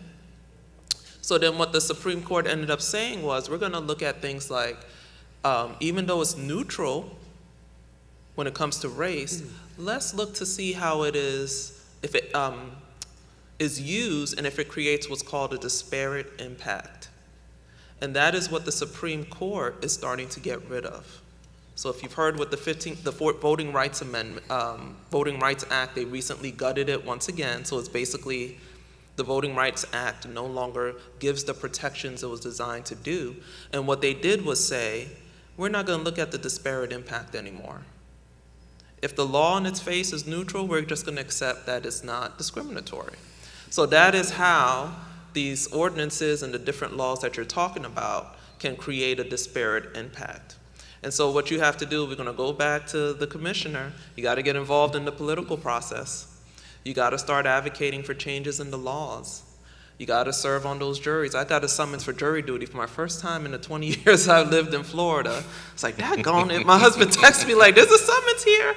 And I said, I just did give my students a speech about making sure they serve on juries for this very reason, right? So if you're sitting on that case where they're trying to take that person's land, because that's a big way that they do it, one of the ordinances, right? If you don't pay your taxes or do certain things, or you have heirs property and someone buys it, and then sometimes they go to a jury trial, they need someone like you who understands these issues to say, no, this isn't fair, and explain it to your fellow jurors. When you get your ballot this November, y'all seen those ballots? Those things are long. You got to study that thing before you go vote on them. Go on the computer and look it up. And there's the newspapers and all those people, they're going to explain to you what that means. And that is how you figure out if it's going to negatively impact your community. Like that property tax thing. Everybody's like, I don't want to pay more taxes, do you? I said, I want my schools funded. I want my police force funded. I want my the firefighters funded. Teachers should be getting a raise for all the things that they do. And guess where that money comes from? The property taxes. But if you don't read up on it, you wouldn't have. You're like, oh, less taxes, yes, please. You mean educate yourself? But it can be confusing. It can be. But that is how we're going to, catch them in the act and then advocate against laws because it's going to have that disparate impact. So I hope that answered your question. It more than answered, and here's another piece of that, and I was looking at it from the standpoint of something much smaller. We're here celebrating Juneteenth, and but did you all know that in the federal government, when we have other holidays like we have Independence Day, you can go to all these parks and what have you for free, right? Well, for Juneteenth, they charge you to go to those same locations. So if you went to one of those, for example, the African History Museum in Washington, D.C., you pay to go in there today. Now, on the 4th of July, you wouldn't pay to go in that. Does that, what kind of sense does that make? You got to make these things make sense. And I was just looking at it from your perspective, but I was just trying to bring it home to, the things that you do, because we like to be entertained. We like to see our history. We like to see those things. So that was kind of another smaller minor point or minor additive item for that particular question. But yes, you more than answered my question, so I truly appreciate that. Thank you so much. So one of the things that you said that resonated with me was just studying the ballot. Knowing what you're voting on. I'm an expert in literacy, and I have to go and Google some terms to understand what that circle means when I am filling it in on the ballot. So we've heard quite a few things here, but one of the things that we heard in each response, it stamps the fact that whatever impacts one person's freedom affects all of us. And so, again, I'm just going to go back to we the people. We the people in our communities, what is it that we are doing? Where are we finding our place within this discussion? Al, over back to you. Well, thank you so much. And this is the last question on the 14th Amendment, and this question is going to be for President Lewis and Madam President Lewis and Pastor Bowers. Now, the question is, how do we utilize the due process clause, again in Amendment 14, to challenge policies that result in systematic discrimination in housing, in education, in religion, in health care, within our particular, home areas? And then for Pastor Bowers, I add a little additional question is the church being too passive in its involvement in community civic actions? So I'll start with you, Madam President. Okay. First of all, it goes back to education, educating yourself. The way the laws are written, it's not written in our favor. But you have to know the process and know what's going on. One of the things that people don't even realize because they're not paying attention, and I say some people, I don't classify everybody as all people, so some people, that there's a law that the governor just passed where on your driving license, you have to, if you have been convicted of several crimes, you have to put, they will stamp on your driving license now that you are a habitual criminal. So when you get ready to go purchase a home, or if you get ready to apply for a job and they ask for your ID, all of that information is disclosed to you, and to that person that's sitting right there in front of you. Now they really go back and look into the system and see. So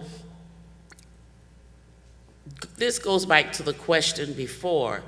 Let me tell you, there are so many people sitting in prison that are innocent. So many people sitting in prison because somebody offered them a plea deal. So many people sitting in prison because they just didn't understand the system. So all of this, when it comes to housing, education, you know, them getting a fair access to it, it's really difficult for them to get that because the scales have already been unbalanced to them. The scales of justice is not balanced for us. So one thing I have to give credit to is Sheriff Chad Chronister for when he first came into office, the NAACP fought hard, and we sat at the table and I said, you have got to take these people's pictures down that has been charged and arrested, that has been arrested off your website. Because the previous person would keep them up there for years and years, and everybody would just go and search. So you've got to take it down, you've got to take it down. So we came to an agreement. He only keeps them up there for 6 months. Now, I get a call from the head person that's over the realtors in this city, in this county. He says, Madam President, Chad Chronister told me to call you and ask you, could you rescind that request? And I said, no. He said, well, it puts our realtors at harm. And I said, no. And he says, well, you know, we need to know what's going on. I said, no. I said, because I don't trust you and I don't trust your realtors. I said, if you want to do your research, you pay the paperwork and go downtown and get it. I say, but until the system is equaling out and balancing out, it's not going to happen.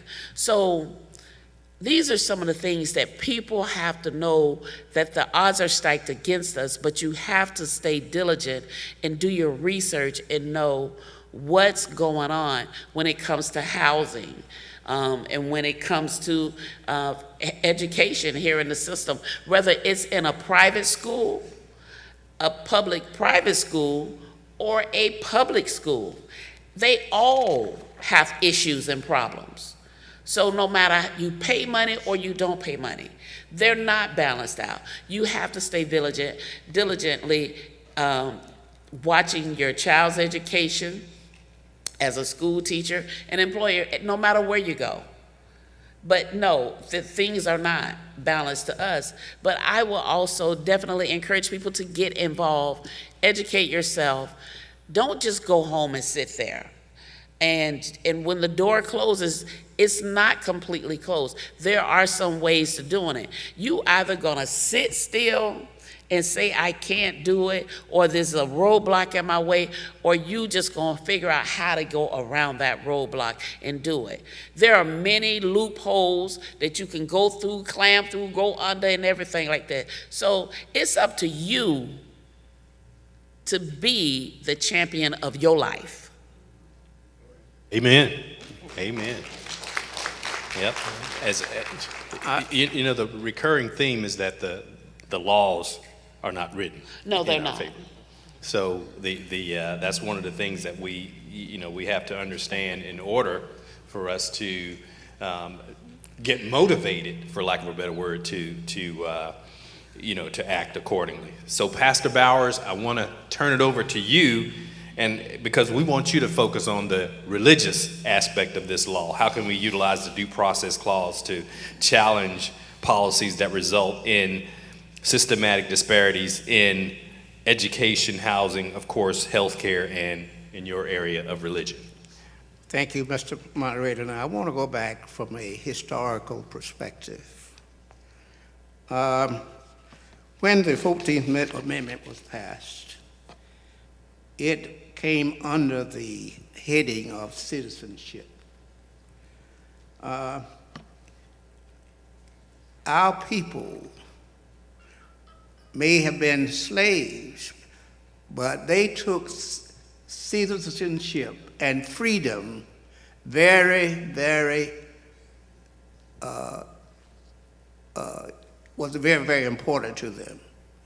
And they relished the part that this country was built on religious basis. We came because we wanted religious freedom.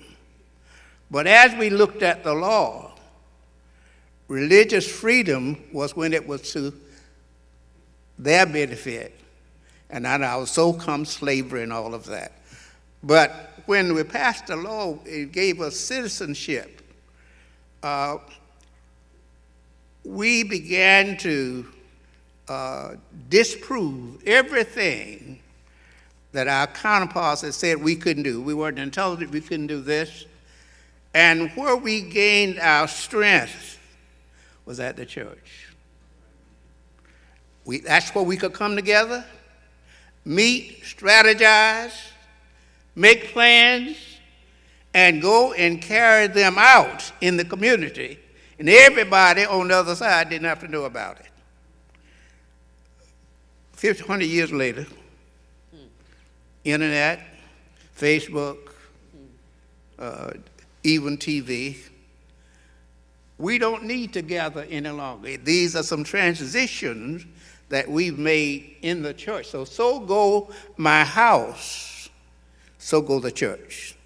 You look around, everybody here today came from home. What I mean by that, that same attitude that left home is in the church.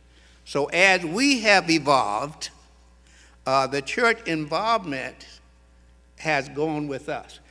To answer your question from my perspective, I think the church is doing a great job, but are we doing all that we can? My answer would be no. I would suggest that although we have advanced in theology and all of this, when it comes to practicing what our faith should tell us to do, we're a little bit laxed. We're becoming more involved in numbers and finance than touching that man that really needs help, that woman, that child. And it goes right back to the judicial system. It goes right back to the school system. It goes back to every part of our society. So yes, as children of God, we need to begin to be very focused on what we can do, as our forefathers did, to lift the whole community and not just my group. And to answer your question, we are doing a great job, but we've got a long ways to go.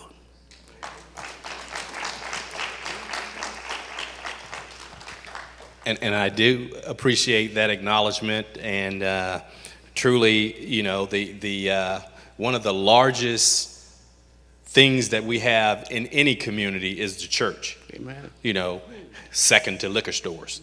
We have churches. So we have the ability to go out, as Pastor Bauer says, and be a force within our communities, because we have a meeting place.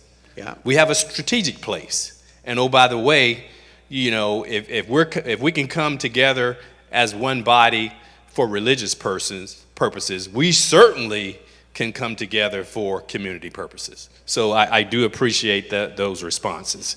We do have time for one last question, so I'm going to turn it over to Shan to ask the last question. Okay, so this question we're going to allow any panelist to respond to. How does current state voting legislation place an undue burden on minority voters in violation of the 15th Amendment and the Voting Rights Act? With this question, we are focusing particularly on discriminatory redistricting or gerrymandering. So any two, we'll let you choose. That question just one spoke. Yes, sir.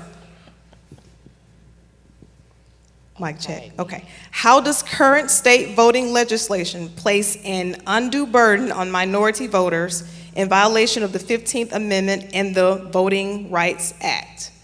With this question, we are focusing particularly on discriminatory redistricting or gerrymandering. Yeah, so I guess the constitutional law professor is going to step up on that one.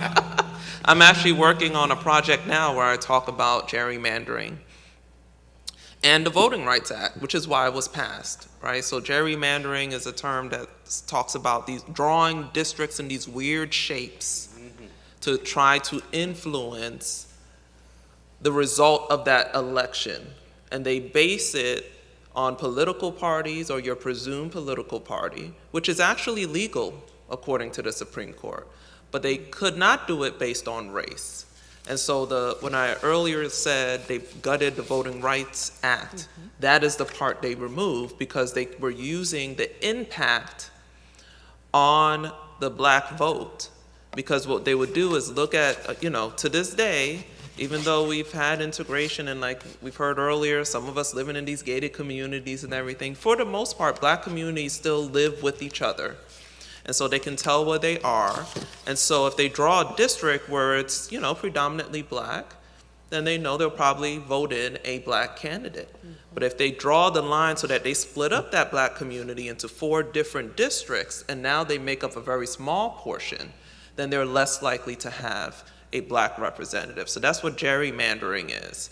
And as you can see, as soon as the Supreme Court said, go head on, Louisiana literally stopped their voting so that they can redraw it. Florida's already trying to redraw it. The governor has been trying to redraw it the whole time he's there for this particular purpose.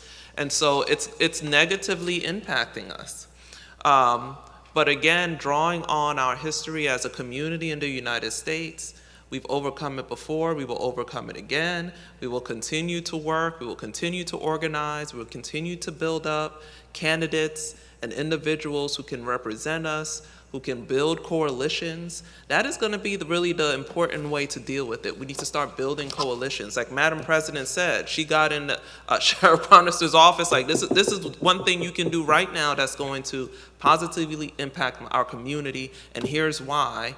And so we find the issues where we can find common ground. We build those coalitions with the individuals who are able to get those seats. We make sure we come out and we vote. We educate ourselves, but it is definitely a negative impact right now.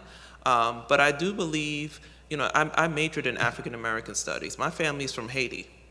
I'm a first-generation American, so I didn't grow up with any of this. They didn't grow up with any of this. I learned it because I was fascinated with it, and one thing that I can tell you, black people in America are some of the most resilient people in the entire world.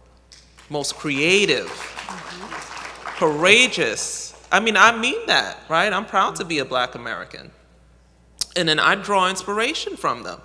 My children's books are all about black people and black history because I want my kids to know and I want other people to have access to those stories. Because I realized by the time I got to college, even though I told you about those teachers, they was gonna have the black history everything, right?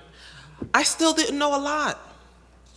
And I think if we can just remember what we have already overcome, if we go back and watch how they organized, if we looked at how they leveraged their consumer power and shut down the bus system in Montgomery, how they leveraged their numbers and showing up in person, how we leveraged the communities, the churches we were at, the schools where we at.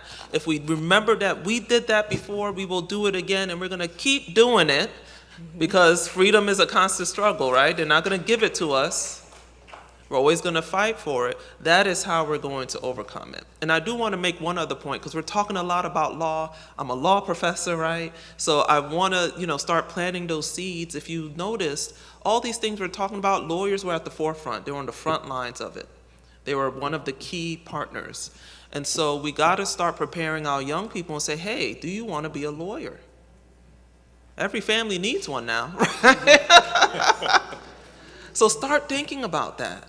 What can I do to get my child interested in the law? And you can always reach out to me. I'll give my information. I'm at Cooley Law School. If you go to cooley.edu, you can look me up and find me. But start thinking about who in my family can be this person, the lawyer. Who in my family is going to be the elected representative who's going to run for office? Because again, as we build up our communities, we have to prepare our young people to step into these roles. Who's going to be the next deacons in the churches? Who's going to be the next president of the NAACP and take on these roles? And so that's my ending message. I'm sorry. Yeah. All right. This is the point where I can chime in. So, hurry up. She really loves me, trust me. But to that point, Professor made a very strong point in terms of we as a community need to make sure that we are educating, we're planting seeds in terms of our youth and with respect to being lawyers or attorneys. And I'll say this because those lawyers, attorneys, wind up becoming judges. And go ahead, yes, yes, exactly. Those judges make, guess what, decisions that, guess what, impact us as a community, impact us as a nation. So that being said, I'm gonna give her a quick shout out. Hopefully she won't get mad at me later, but I truly respect her, and this is what we all should do. Miss Atkins, where you at, Miss Atkins? She's over there. And this is what Miss Atkins does. Anytime that there's a ballot and there is a person that or persons that is running for judge, you know what this woman will do? This woman will literally send me a text and ask, what do you know about this person and that person? Because, and I'm not gonna ask people to raise their hands, but many of us, when we look at those ballots and we see those names for people running for judges, we don't know pretty much anyone there. So we will do a number of things with respect to that. Either we skip it. Okay. Either we'll skip, either we'll do eeny, meeny, miny, mo. Exactly. Or we'd be like, you know what, I like this person's last name. Let's be honest. Not realizing that we haven't done our due diligence in terms of actually investigating who that person is. What I mean by investigating, Ms. Atkins, I appreciate it. If you know someone that's an attorney, get that person's input. You'd be surprised. Many of the people that she has asked me about, guess what? I kind of know those people. And so I would give her information in terms of that person's temperament, that person's sound discretion when it comes to making decisions, which is all kind of vital. So to Jocelyn's point, we need to make sure that we are kind of shedding light with respect to our youth in terms of going in certain career paths, and specifically the legal arena. I might be a little bit biased, but that's where a lot of the decisions that impact us are being made. Brown v. Board of Education, separate but equal. Guess what? That was a result of a legal matter. So we got to make sure that we are not only educating our youth to try to go outside the box, but also too educating ourselves, because it's not just a matter of like what's on the ballot, but who is on the ballot. Excellent. Thank you so much. And thank you for that pointer, because when I get to a ballot and I see a name I don't know, I Google. I go and I find, what issues, where do they stand on certain issues. But the point that you made about texting someone, right? Someone who knows, because they know the internals. They know what Google doesn't know.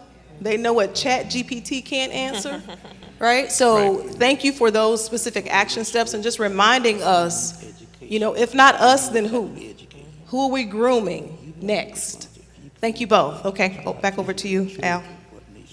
Well, this ends our panel discussions. So first of all, I want to try to recap that one of the key two words that came out of this entire discussion is education and coalitions.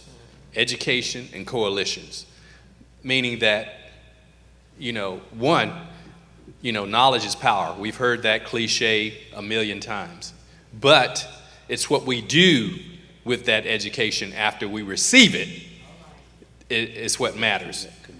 And so in this case, when we're talking about the 15th Amendment, you should be using that education to as we say, research those candidates, vet those candidates that are going forward so that you're getting the biggest bang for your buck, because by and large, all politics are local. All politics are local. If you can fix what's happening locally, it's very difficult for them to impact you at a higher level. So just understand that. So again, with sincere appreciation, we thank you all for being our panelists here. We appreciate the insights and intellect that you brought to this discussion of our 13th, 14th, and 15th Amendment. And then secondly, we thank you as an audience for being here, because that just shows us that you care about what's going on in your community, and of course, the importance of keeping our freedoms and continuing to grow our freedoms that were established as part of Juneteenth.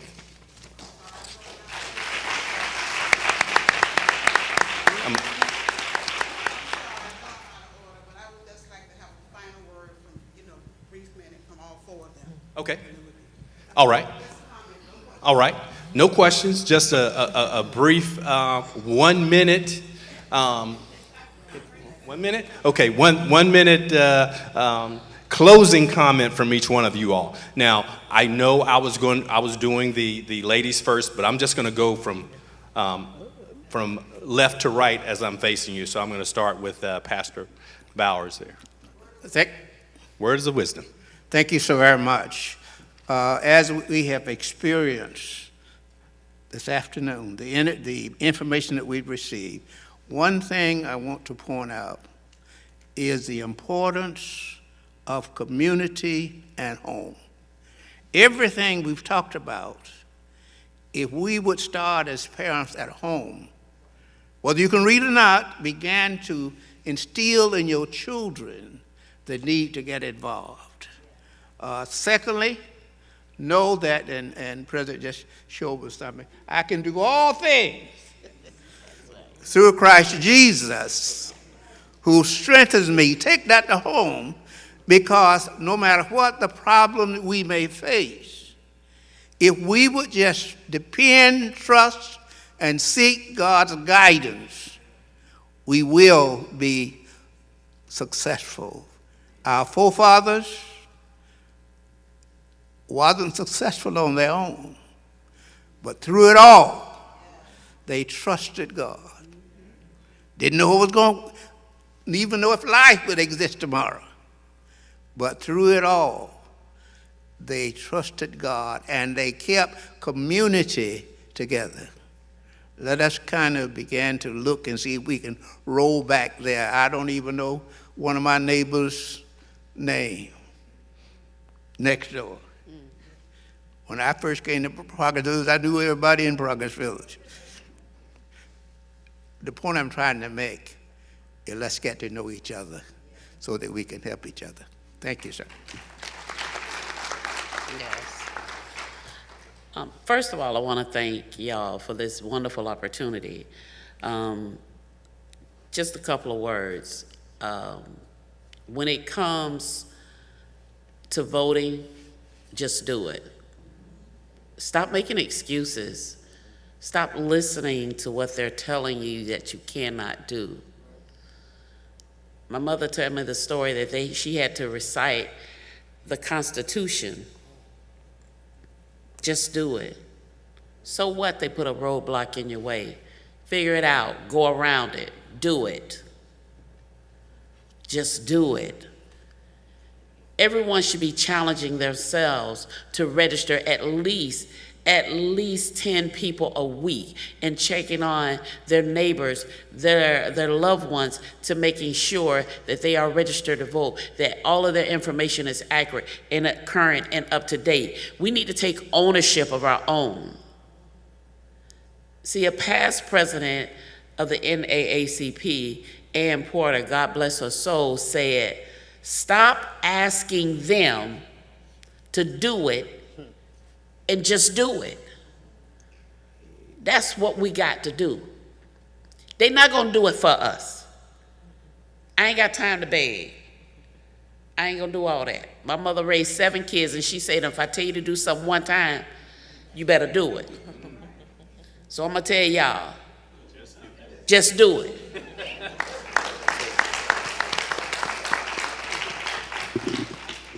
So as I mentioned earlier, my parents are immigrants from Haiti. They came here in the late 1970s.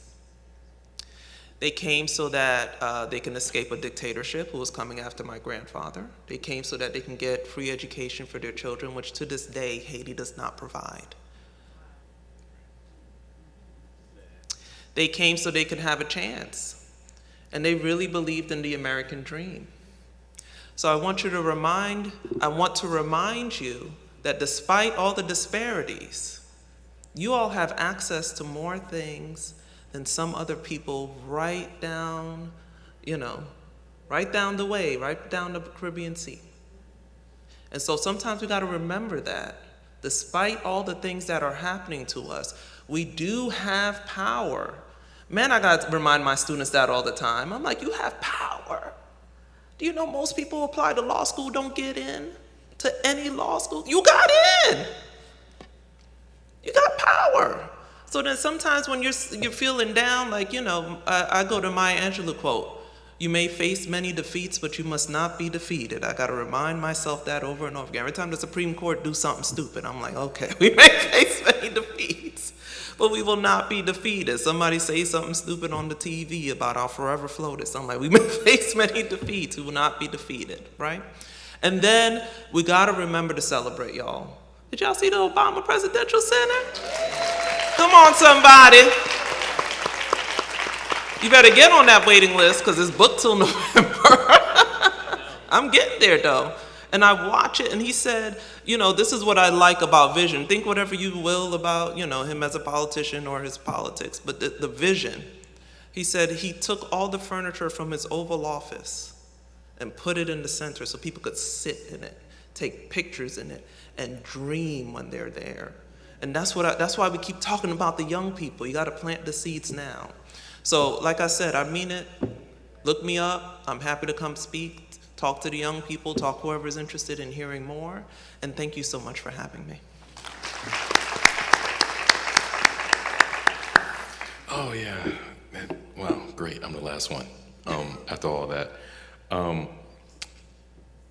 Closing remark. Quite simply put, when I think about Juneteenth, what comes to mind is, what am I doing with the freedom my ancestors fought for?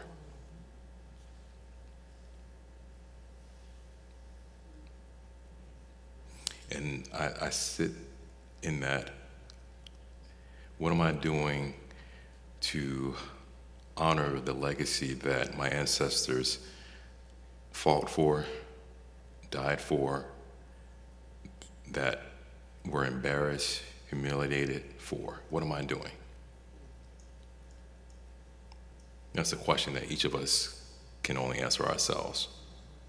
So as we sit here, and I know there's several different means and ways that we're celebrating Juneteenth, and I'm not knocking any of that, but at the end of the day, what are we doing with the freedom that our ancestors died for?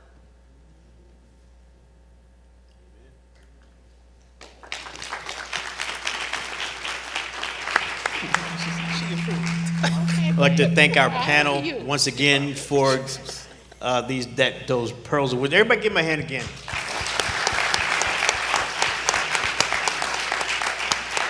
Now, we have some presentations that we want to take care of.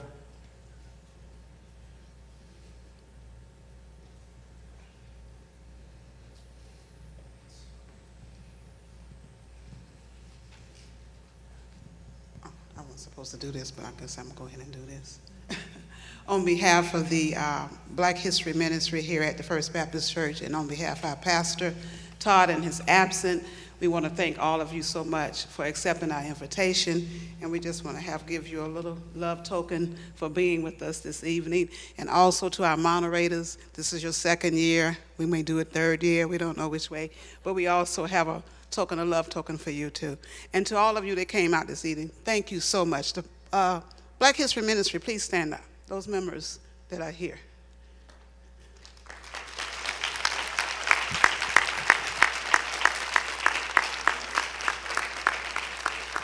Okay, I want to thank these ministry for working so hard, and as they was talking about the upcoming election, we got something planned. We want you to know what's going to be on the ballots.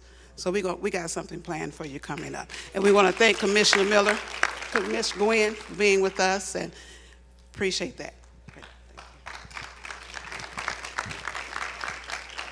All right, as they say in the Baptist Church, all hearts and minds clear? All right, let us all stand, please.